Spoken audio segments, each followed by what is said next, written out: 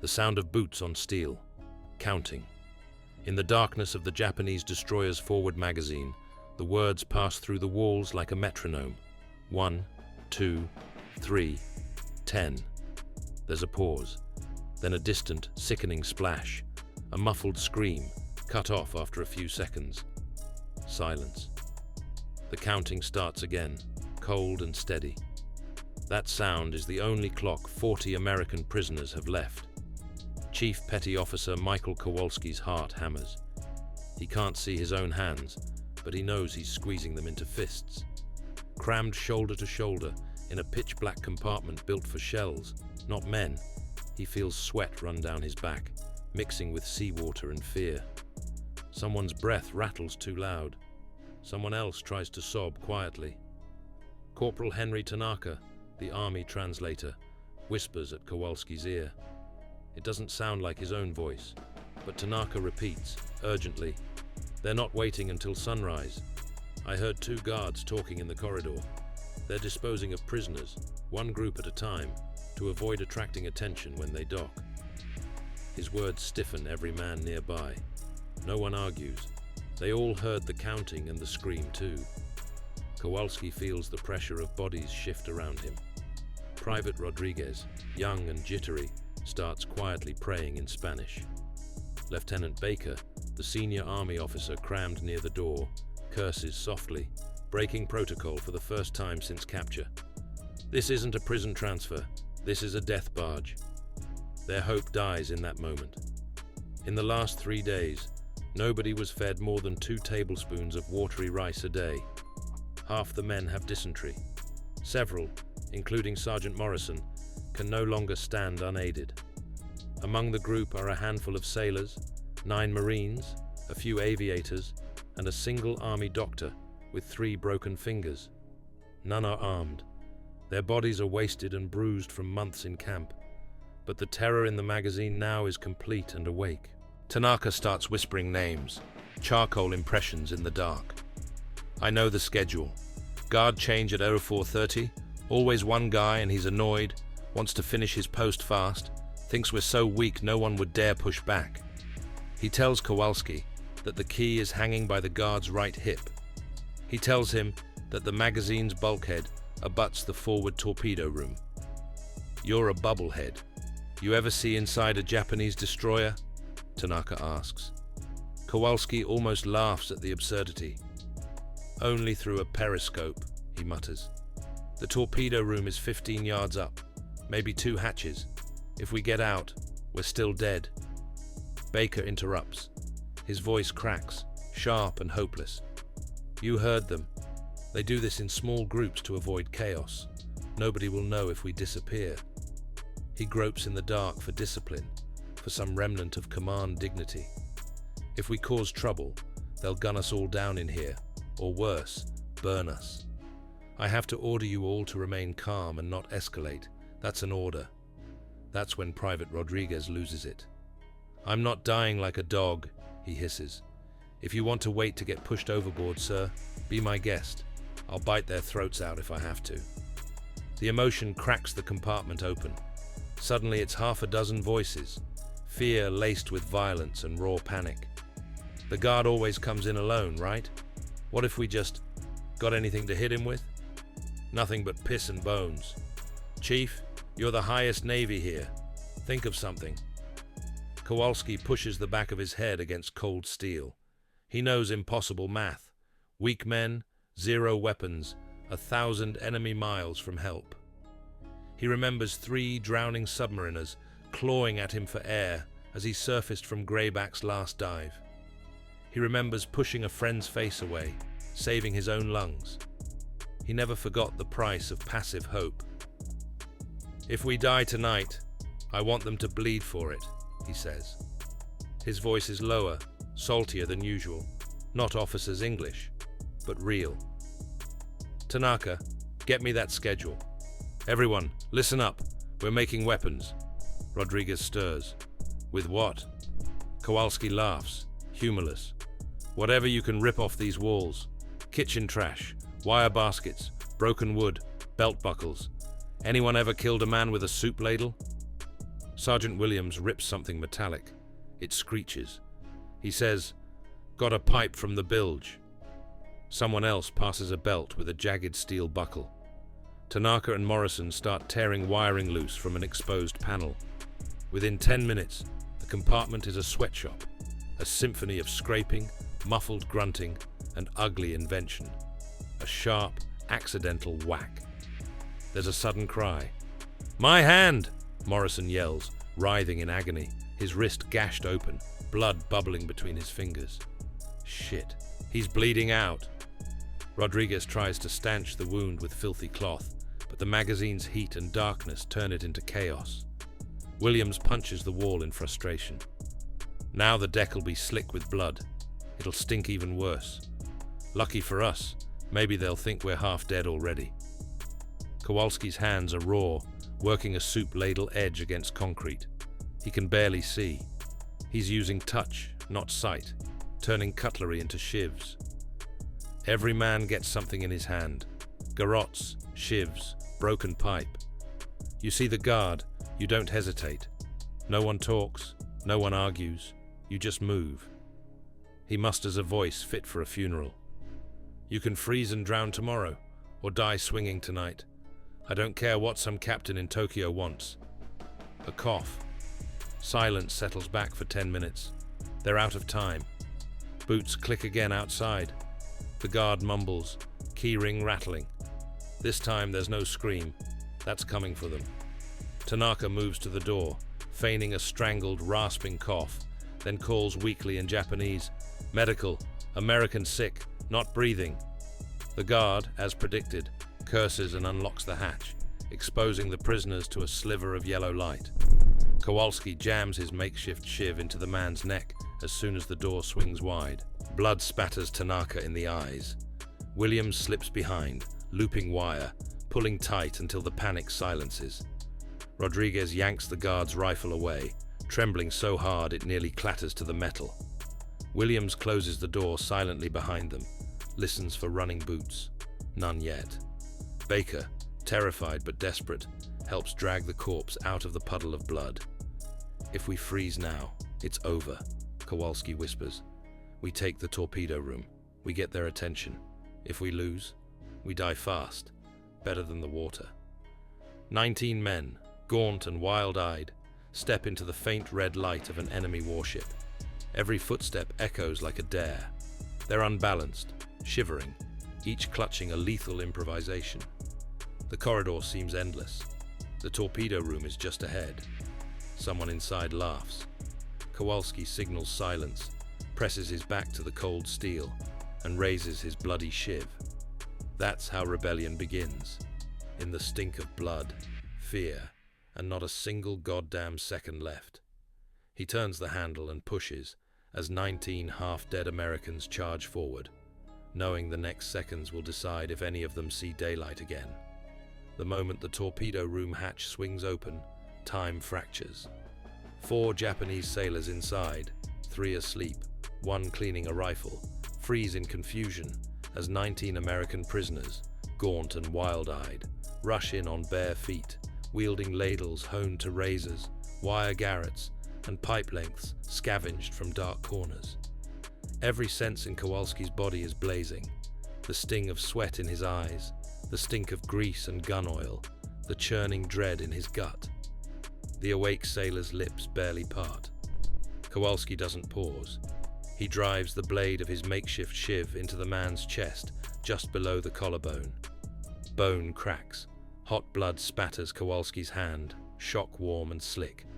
The sailor collapses, eyes wide and empty, before his body hits the floor. The first sleeper reaches for a sidearm at his belt, but Rodriguez is faster, clubbing the man's wrist with a pipe. Bones snap. Rodriguez jams the pipe into the man's mouth, muffling the scream and silencing him for good. Tanaka leaps across the bulkhead, snatching up a mop handle and shoving it against a rising third sailor's throat, pinning him to the torpedo rack. They lock eyes, one screaming in panic. Tanaka tears up as he leans with all his desperate weight. But the fight isn't clean. Morrison, shaking and bleeding, cocks a pistol stripped from a guard outside, fumbles, and it goes off wild. Splinters shatter lights. The room plunges into fits of shadow and yellow sparks. The last sailor bolts for the corridor, screaming in Japanese. Tanaka shivers. They know we're here. He just called for the captain and all hands. The alarm bursts to life. Red lamps strobe, sirens wailing. Kowalski tastes metal in his mouth. Maybe blood, maybe fear. A wave of boots pounds down the corridor. The prisoners barricade the hatch, dragging toolboxes, torpedo slings, even the dead. Williams, hands red to the elbows, jams a pipe through the handle. This won't hold for more than a minute. Thompson is already at the torpedoes. He's trembling, muttering, "Everything's backwards." The panel is Japanese, foreign labels, but he strips wires with his teeth, praying he remembers the Hornet's systems. "Chief, I can rotate the tube, but if I screw this up, we all go to hell now." Kowalski shoves him. "Do it. Now." Every blow on the hatch shakes the room. Baker, pressed against the barricade, grits his teeth. 17 men are still in the magazine. You fire, they die. His discipline snaps. "You're not God, Chief. Don't make the call." Kowalski can barely hear. The world is limitlessly loud. Metal shrieking, men yelling. Will he let his own people die? He flashes on Murphy, laughing the night before. Jenkins, who cried for his mother. Gone if he gives the word. A second of doubt. Then, brutal clarity. They die no matter what. This is the only way any of us sees daylight again. Thompson's voice cracks. Manual firing 2 minutes. Maybe less.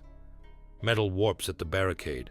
A bayonet punches through the wood right by Williams' face. He grins. "You missed, asshole." Another jab. Rodriguez hooks the blade, yanking a screaming sailor to the ground, smashing his teeth with a pipe. Tanaka is pressed to the wall, sobbing as fire and rage pound through the compartment. "They're not stopping." "Neither are we," Kowalski spits. The charge comes all at once. Japanese sailors, wild with fury and fear, blow the hatch with a grenade. Flash, deafness, pain. The world turns liquid with shock. Kowalski watches Williams disappear in a spray of red, legs twitching. Baker lunges at an officer who's already firing. Blood erupts from Baker's thigh, but he tackles his attacker, both men writhing on the slick deck. Thompson's scream cuts through. "I've got it! Tube is rotated, ready to fire!" Kowalski limps over, rage and grief burning out the pain. He sees across the mangled room a terrified Morrison looking back at him, 2 men hanging between death and mutiny. "Chief, they're still ours," Baker pleads. "They're already ghosts," Kowalski says. "Fire the torpedo." Thompson hesitates less than a heartbeat. He yanks the lever. The world explodes. Agony, force, white-hot pressure, then absence. Sound vanishes, replaced by blinding pain. One moment Kowalski is standing, the next he's on the deck, weightless, floating in bloody chaos, the stench of cordite and burning flesh so thick he retches. When sense returns, the torpedo room is a killing field. Thompson is on his knees, face burnt, screaming, "Move! Ship's breaking up!" The floor is canted, 40, 45 degrees, seawater pouring in. Kowalski drags himself up, blood streaming down his shin. He sees wreckage through the open hatch. The magazine is simply gone, a void with twisted beams open to the dawn, green sea boiling in. No bodies, no Murphy, no Jenkins. Only vapor and smoke and a horror he'll never forgive. He collapses against the wall, clutching at empty air. "I did that," he murmurs, lost. "I killed them." Thompson grabs his arm, almost pleading. "You got us out. We can mourn later." Baker crawls to the wrecked hatch, face pale, voice shaking. How many? His sentence dies as he surveys the ruin. God help us. Above, a new sound. Rapid gunfire, distant but coming closer. Thompson pulls Kowalski up. "We've got seconds. On deck. Now!" He hauls Kowalski up steel stairs, half collapsed by the blast. Morrison, clutching a makeshift club, helps. Behind them, Tanaka is limping, one hand pressed to a ragged wound on his ribs, face streaked with dirt and tears. Rodriguez is gone, lost in the smoke and confusion. The deck is chaos. Dawn bleeds over wreckage. Japanese sailors are diving into the sea. Flames gut the bridge. A grinding metallic screech signals the destroyer's death throes. The bow's gone, the stern slipping beneath grey water. All the world lurches and starts sliding. Suddenly, relief and terror. An American submarine, hull number faintly visible, cuts across the waves. Deck guns swinging toward them, crew visible on the conning tower. Thompson waves, wild with hope. "We're saved! Hey, over here!" But the submarine hesitates. Tanaka wails, "They can't tell we're Americans. There's Japanese everywhere in the water." Kowalski sees the horror before anyone. The gunners on the sub, frightened, unsure, open fire. Water plumes, wood sprays from floating debris. A shell explodes at the stern. People, Japanese and American, scream. Some vanish in boils of red water. Baker turns, haunted. "They're going to kill us, Chief. Our own Navy." Kowalski's mind is past feeling. "You want a better death? Swim faster." Tanaka meets his eyes. "If we show we're Americans, the Japanese will too.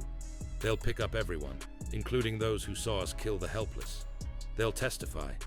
We'll hang for it." For a moment, Kowalski hesitates, the horror plain on his face. "Swim or die quiet," he says, voice flat as steel.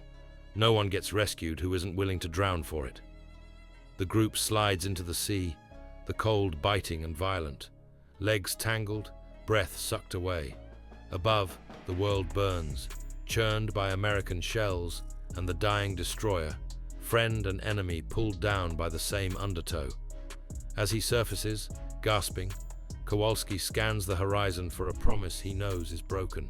Daylight, and any way home. The water is chaos. Kowalski surfaces, gasping for air, his lungs burning.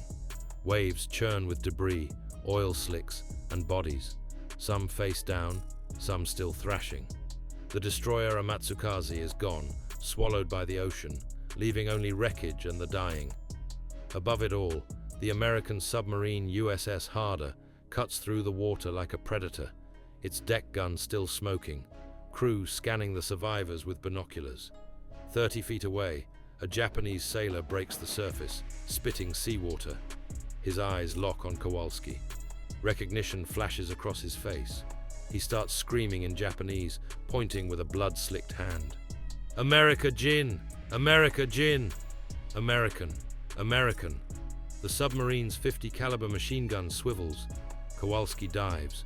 The water above him erupts in a storm of bullets, tracers slicing through the murk like green lightning. He kicks deeper, lungs screaming, then surfaces 20 yards away.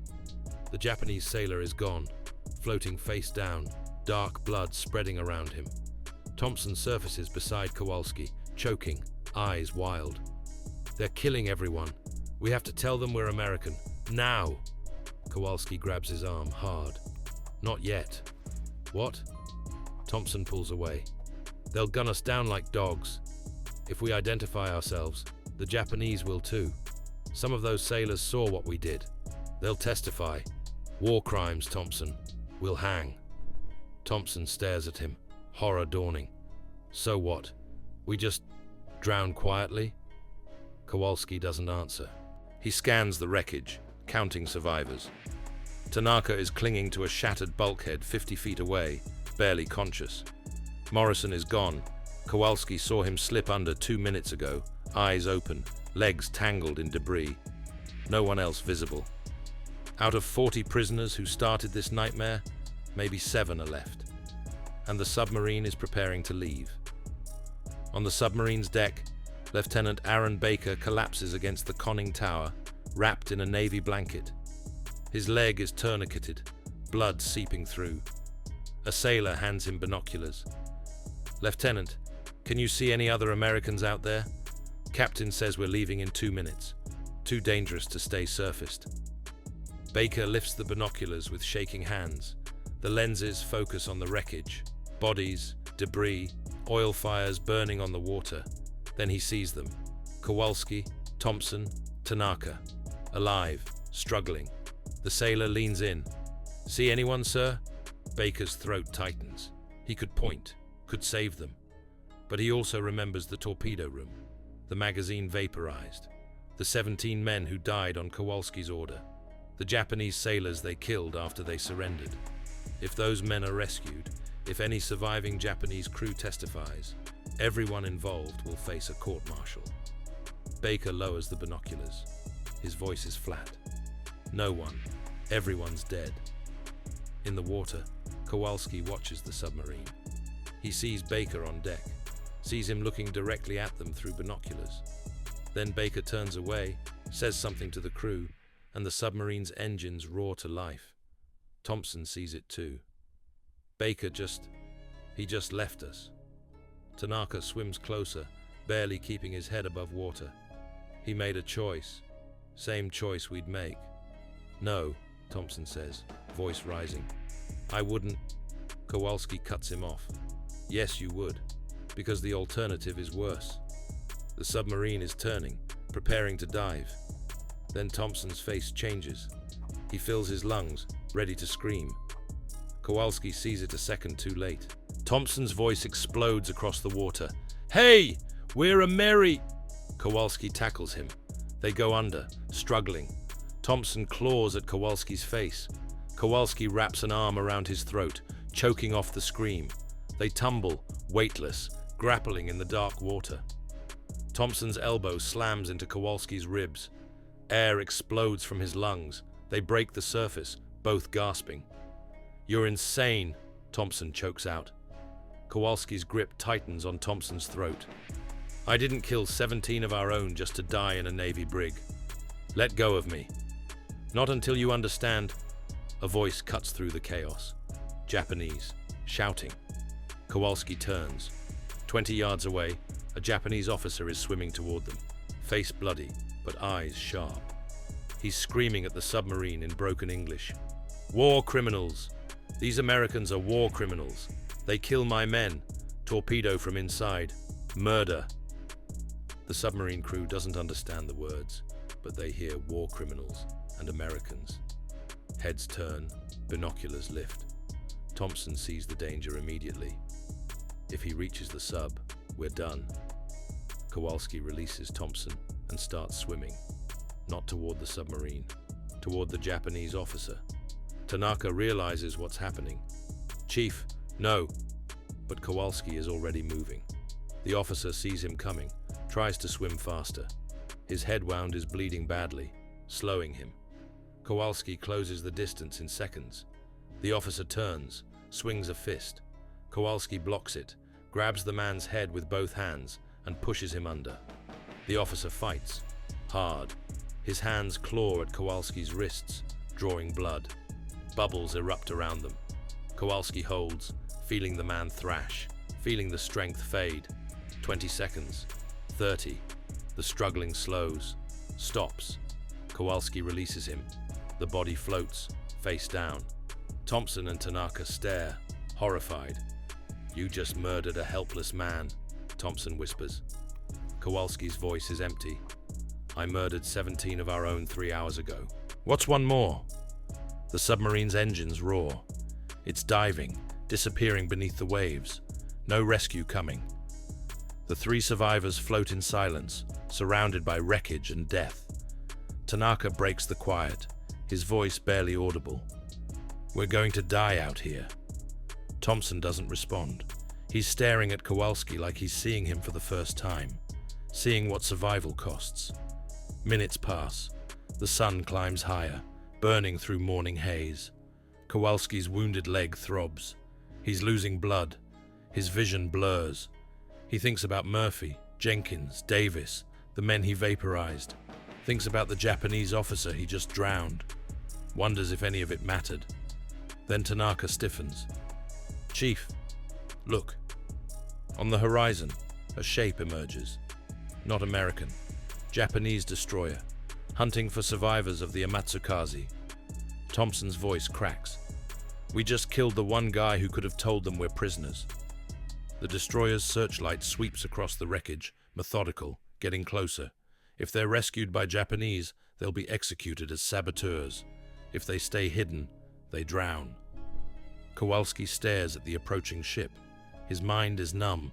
All choices lead to death. Quick or slow, violent or quiet. There's no good answer anymore. "What do we do?" Tanaka asks. Kowalski watches the searchlight sweep closer.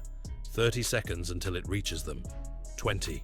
He could dive, hide in the wreckage, hope they're overlooked. Or he could surface, identify himself, beg for mercy from an enemy that shows none. He thinks about Baker, safe on the American submarine, choosing silence. He thinks about the 17 men in the magazine, erased by his decision. He thinks about the Japanese officer, drowned by his hands. The searchlight is 10 seconds away. "Chief?" Thompson's voice is desperate. "What do we do?" Kowalski closes his eyes, opens them, makes a decision he'll carry forever. "We surface. We tell them we're American prisoners, and we take whatever comes." The searchlight hits them. Voices shout in Japanese. The destroyer's engines slow. A boat is being lowered. Armed sailors inside. Thompson looks at Kowalski. "You think they'll execute us?" "Probably." "Then why?" "Because I'm tired of drowning men." Kowalski's voice is raw. "I'm done killing. If they shoot us, at least it's clean." The boat reaches them. Japanese sailors haul them aboard at rifle point. No one speaks. The 3 survivors collapse on the deck, bleeding, exhausted, waiting for bullets that might never come. As the boat returns to the destroyer, Kowalski looks back at the wreckage one last time. Somewhere in that dark water, 40 American prisoners started a rebellion. 7 might still be alive. Maybe.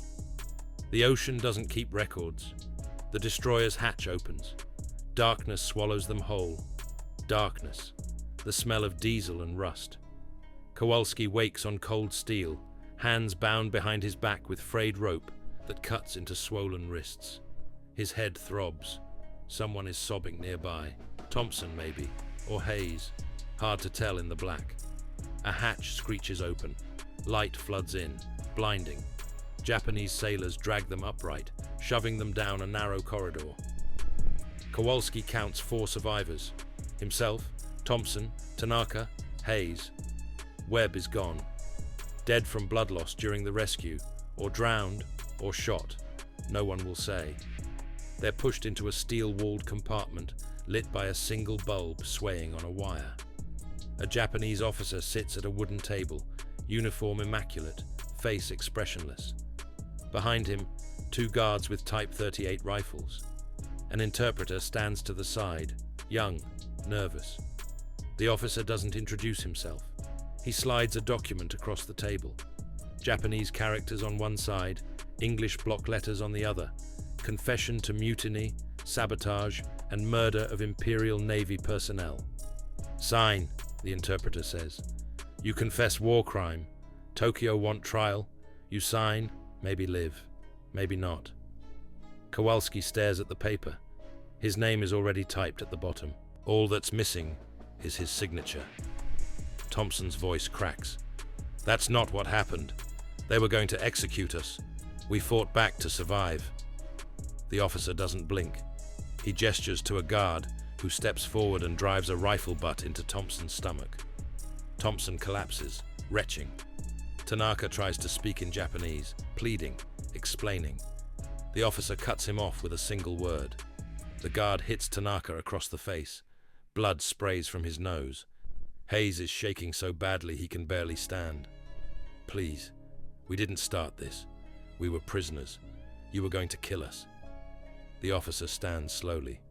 He walks to Hayes, studying him like a specimen. Then, without warning, he pulls a knife from his belt and presses the blade against Hayes' throat. "You want mercy? Japanese sailors you kill, they want mercy too. You give?" Silence. The officer presses harder. A thin line of blood appears. Hayes whimpers. Kowalski's voice is hoarse. "Stop. I'll sign." The officer looks at him. "You command mutiny?" "Yes." "You give order kill Japanese crew?" "Yes." "You fire torpedo into own ship?" Kowalski hesitates. That torpedo killed 17 Americans, vaporized them, but admitting that won't save anyone now. Yes, I gave the order. The officer removes the knife from Hayes' throat. Hayes collapses, hyperventilating. The officer returns to the table, slides the confession toward Kowalski. Sign. Before Kowalski can move, Tanaka speaks. His voice is steady, resigned. I'll sign. Everyone freezes. Kowalski. Tanaka, no. Let me finish, Chief. Tanaka wipes blood from his nose, looks directly at the Japanese officer. I'm Japanese-American, born in California, but my parents came from Kyoto. You know what that makes me to you? Traitor. Spy. You'll execute me no matter what I say or sign, so let me do something useful before I die. Thompson tries to stand. We don't leave anyone behind. Tanaka laughs, bitter, broken. You already did, in the magazine, on the Amatsukaze. I'm just finishing what you started. He turns to the officer, switches to Japanese. The interpreter doesn't translate, but Kowalski sees the officer's expression shift. Surprise, maybe respect. The officer responds in Japanese. A question. Tanaka nods. More Japanese exchanged. Then Tanaka turns to Kowalski one last time. I told him I planned the mutiny, that I convinced you to do it, that I'm responsible. His smile is sad. Tell my family I died fighting. Not like this. Fighting. Guards grab Tanaka before anyone can react. They drag him toward the hatch. Thompson lunges, screaming. A rifle butt to the head drops him instantly. Kowalski watches Tanaka disappear through the hatch. His throat is too tight to speak. Minutes pass, or hours.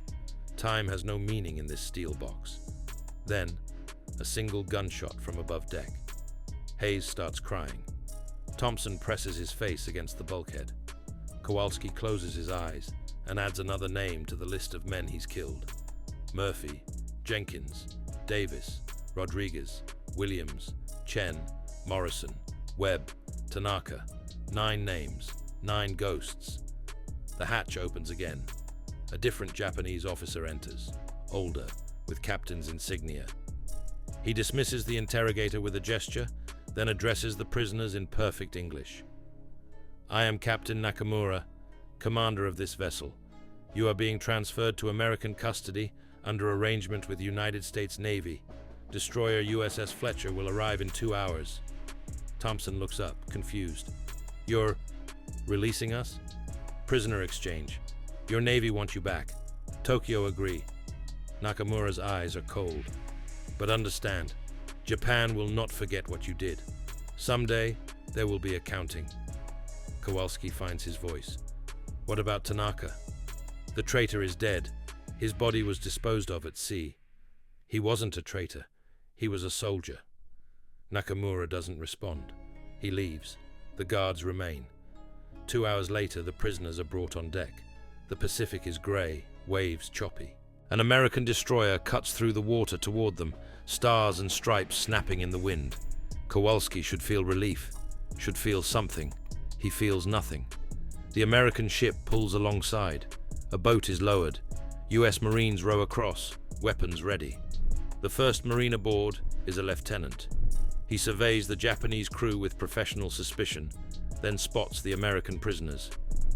Identify yourselves. Kowalski straightens despite the pain. Chief Petty Officer Michael Kowalski, United States Navy. Chief Petty Officer Daniel Thompson, United States Navy. Private First Class James Hayes, United States Army. The Marine nods. You're coming with us. Captain's orders. They're transferred to the boat. As they row away from the Japanese destroyer, Kowalski looks back. Captain Nakamura stands at the rail, watching. Their eyes meet. No words exchanged. None needed. The American destroyer is chaos. Sailors rushing. Orders shouted. Medical personnel waiting. Kowalski is hauled aboard, wrapped in a blanket, handed coffee that tastes like heaven and burns his throat. Then he sees him. Lieutenant Aaron Baker, standing near the bridge, arm in a sling, face gaunt. The man who abandoned them in the water, who chose silence over rescue, who let them drown. Their eyes lock. Baker's expression is unreadable. He walks over slowly, deliberately. "Chief Kowalski." "Lieutenant." Baker's voice is quiet. "I didn't know if you'd make it." "You didn't try very hard to find out." A muscle twitches in Baker's jaw. "I made a decision. Same decision you've made a dozen times in the last 3 days. Survival over everything else." Kowalski wants to hit him, wants to scream. He does neither. "Why are we here, Baker? Why did they bring us back?" Baker glances around, makes sure no one is listening. "Naval Intelligence wants your report. Everything that happened on the Amatsukaze, the mutiny, the torpedo, the deaths. They're calling it a debriefing, but..." He pauses. "It's an investigation." Thompson, sitting nearby with a medic bandaging his face, looks up. "Investigation into what?" Baker's answer is quiet, cold. "War crimes." The words hang in the air like a death sentence. Hayes starts laughing, high, hysterical. "War crimes? They were going to execute us. We fought back." "And you killed surrendered enemy combatants," Baker says flatly. "Naval Intelligence has testimonies from rescued Japanese sailors. They claim you murdered crew members after they laid down weapons, executed wounded, used excessive force beyond self-defense." Kowalski's blood goes cold. "Who testified?" "Survivors from the Amatsukaze, the ones we pulled from the water when we rescued you." Baker's smile is bitter. "The same Japanese you were so worried about. Turns out they talked anyway." Thompson stands, swaying. "You son of a bitch. You knew this would happen. That's why you left us in the water." "I tried to protect you," Baker snaps.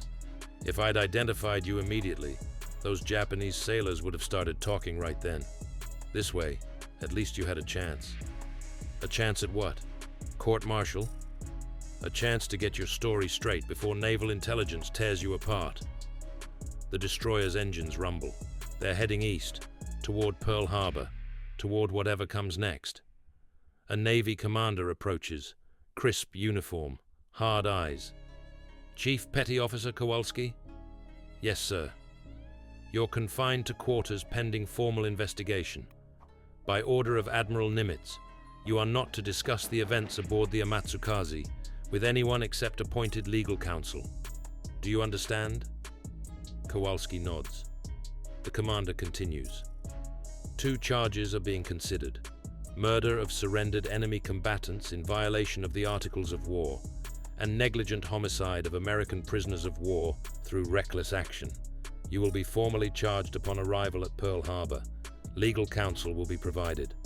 Thompson interrupts. "What about the rest of us?" "Same charges. All survivors are under investigation." Hayes collapses, sobbing. Thompson stares at the deck, broken. Kowalski says nothing. The ghosts in his head are too loud. As they're led below deck to confinement, Baker catches Kowalski's arm. "For what it's worth, Chief. I'm sorry." Kowalski looks at him. "You should be. You're the one who's going to have to live with it." He pulls free and descends into darkness, where 17 ghosts are waiting. The brig at Pearl Harbor Naval Base smells like rust and regret. Kowalski sits on a steel bunk, hands clasped, staring at concrete. 3 days since they pulled him off the destroyer. 3 days of interrogations, paperwork, silence. Thompson is in the cell next door. Kowalski can hear him pacing, muttering. Hayes is somewhere else, segregated. Smart move by the Navy. Keep them apart before the stories start changing. Footsteps echo down the corridor. A guard unlocks the cell. "Visitor." A Navy commander enters. Sharp uniform, JAG insignia, briefcase. He sits across from Kowalski without introduction. "I'm Commander Morrison, Naval Intelligence. I'll be handling your case." Kowalski doesn't respond. Morrison opens the briefcase, pulls out a thick file.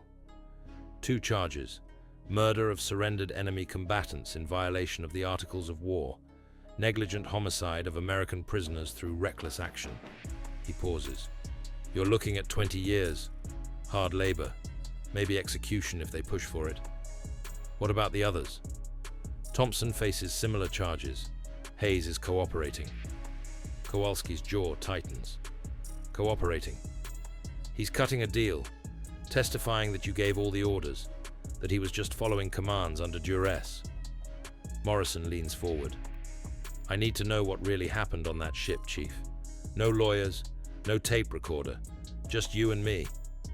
Kowalski looks at him for a long time. Then, I killed 17 of my own men when I fired that torpedo. Vaporized them. Murphy, Jenkins, Davis, I can name every single one. I drowned a Japanese officer in the water because he was going to testify against us. I made choices that haunt me every goddamn night. His voice is flat, empty, but I'd do it again, because the alternative was dying like dogs in that magazine. Morrison doesn't flinch. Navy's offering a deal. Plead guilty to negligent homicide, 2 years confinement, dishonorable discharge, or we go to court-martial and let a panel decide. What happens to Thompson? Same deal. If you both plead, this stays quiet. If you fight it, it becomes public. Headlines, congressional investigations, families of the dead asking questions the Navy doesn't want to answer. Kowalski stands, walks to the bars. Hayes is throwing us under the bus to save himself. He has a wife, a daughter. He's choosing them over you. Tanaka had a mother. She lost everything. Morrison closes the briefcase. I need your answer by tomorrow. Plead out or roll the dice at trial. I want to see Hayes first. Morrison hesitates. That's not protocol. Make it protocol. The next morning, Hayes is escorted into a conference room. Kowalski is already there, hands cuffed to the table. A guard stands by the door. Hayes won't meet his eyes. Kowalski breaks the silence. They said you're testifying against me. Hayes stares at the table. His voice is barely audible. I have a family, Chief. If I go to prison, they lose everything. Tanaka had a family. Tanaka made his choice. This is mine. Kowalski leans forward, chains rattling. You know what happened on that ship. You know why we did it. The Japanese were going to execute us. We fought back to survive. Hayes finally looks up. Tears stream down his face. I know, and I'm sorry. But I'm choosing my daughter over you. I'm choosing her future over your past. My past? Kowalski's voice rises. You were there, Hayes. You killed Japanese sailors same as me. You held that pipe. You swung it. Don't rewrite history to sleep better at night. Hayes stands, voice breaking. What do you want from me? To go to prison? To throw away my life for something that's already done? I want you to tell the truth. The truth is, I'm a coward. Always have been. Hayes wipes his eyes. You're a hero, Chief. You made the hard choices. You gave the orders. You saved us all. But I'm not you. I'm just a scared kid who wants to go home. The guard opens the door. Hayes leaves without another word. Kowalski sits alone, the weight of betrayal pressing down like ocean water. 2 weeks later, the court-martial begins. Not a public trial. Navy keeps it classified, closed doors, minimal observers. A panel of 5 officers sits in judgment. Prosecution, defense, witnesses, the machinery of military justice grinding forward. Lieutenant Aaron Baker takes the stand. He's in dress uniform, medals gleaming, face gaunt. The prosecutor approaches. Lieutenant Baker, were you present when Chief Kowalski gave the order to fire the torpedo? No, sir. I was already off the Amatsukaze. But you were on USS Harder when the survivors were in the water. You saw them. Why didn't you order their immediate rescue? Baker's hands grip the witness chair. I wasn't certain they were Americans. There were Japanese sailors in the water as well. The situation was chaotic. But you had binoculars. You could have identified them. Silence. Then, yes, sir, I could have. Why didn't you? Baker looks directly at Kowalski. Because I was afraid. Afraid of what they'd done. Afraid of what it meant. Afraid that rescuing them would bring everything into the light. So you abandoned American servicemen to save yourself from scrutiny? Yes, sir. Baker's voice cracks. I abandoned them. The courtroom is silent. The prosecutor continues. Did Chief Kowalski, in your professional opinion, have any other viable options aboard the Amatsukaze? No, sir. They were going to be executed. Mutiny was their only chance at survival, even if it meant killing American prisoners in the process. Baker's jaw tightens. If he's guilty of making impossible choices under impossible circumstances, then so am I. So is everyone in this room who's ever sent men into combat. The prosecutor dismisses him. Baker steps down, salutes the panel, and leaves. He doesn't look at Kowalski again. Hayes testifies next. He's pale, shaking, voice barely audible. He describes the mutiny, the killings, the torpedo. He paints Kowalski as the architect of everything, cold, calculating, ruthless. Under cross-examination, he breaks. Private Hayes, you stated that Chief Kowalski ordered you to kill surrendered Japanese sailors. Is that accurate? Yes. Did you refuse? Silence. Private Hayes, did you refuse the order? No. Why not? Hayes looks at the floor. Because I wanted to live. So you killed Japanese sailors to survive? Yes. Just like Chief Kowalski? Yes. Then how is he more guilty than you? Hayes has no answer. The defense rests. The panel deliberates for 6 hours. When they return, the room is silent, except for breathing. The presiding captain stands. Chief Petty Officer Michael Kowalski, this panel finds you guilty of negligent homicide in the deaths of 17 American prisoners of war. We find you not guilty of murder of surrendered enemy combatants. As the evidence suggests, your actions were conducted in the context of active combat. He pauses. You are sentenced to 2 years confinement at Naval Consolidated Brig Miramar, reduction in rank to seaman recruit, and dishonorable discharge upon completion of sentence. Thompson, sitting in the gallery, breaks down sobbing. Hayes stares at the floor.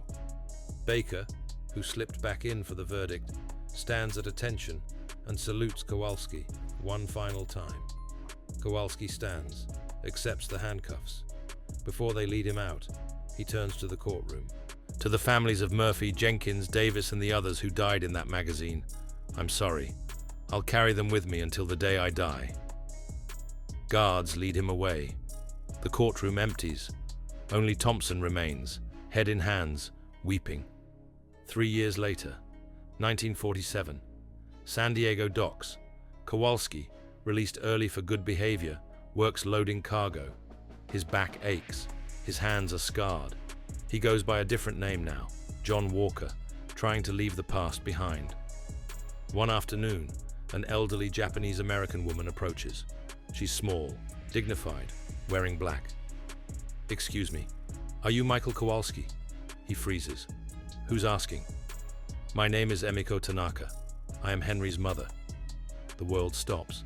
Kowalski can't breathe. How did you find me? I have been looking. For 2 years. She pulls a photograph from her purse. Tanaka in uniform, young, smiling. Tell me how my son died. Kowalski looks at the photo, sees Tanaka's face the moment before the Japanese guards dragged him away. Here's the gunshot. He died saving us. He volunteered to take responsibility so the rest of us could live. He was brave, honorable. Tears streamed down Emiko's face. The Navy told me he was a traitor, that he collaborated with the enemy. The Navy lied. Your son was a hero. He saved my life. She reaches out, takes Kowalski's hand. Thank you for telling me the truth. She hands him the photograph. Keep this. Remember him. She walks away, disappearing into the crowd. Kowalski stands on the dock, holding Tanaka's photo, and for the first time since the trial, he cries. 7 years later, Kowalski receives a telegram. Baker is dead. Heart attack. Funeral at Arlington National Cemetery. He attends. Military honors. Flag-draped coffin. Rifle salute. Taps echoing across white headstones. Baker's widow accepts the folded flag, face stoic. After the ceremony, as mourners disperse, Kowalski sees Thompson standing by a tree. They haven't spoken since the trial. Thompson is sober now, wearing a suit that doesn't quite fit. They stand together in silence, watching the gravediggers work. "Think he forgave us?" Thompson asks. "Don't know. Don't think it matters." "Why not?" Kowalski looks at the coffin being lowered into the ground. "Because we haven't forgiven ourselves." Thunder rumbles. Rain begins to fall. Neither man moves. "I still see them," Thompson whispers. "Murphy, Jenkins, the others, every night." "Me too." "Does it ever stop?" Kowalski thinks about Tanaka's mother, about the photograph he keeps in his wallet, about the 17 names he recites every morning before dawn. "No," he says quietly. "It doesn't." They stand in the rain, two ghosts among the living, as the earth swallows another casualty of a war that never really ended. Question: if you could save 20 people by killing 3, are you a murderer or a hero? Write in the comments what you would do. Subscribe if you want stories with no right answers.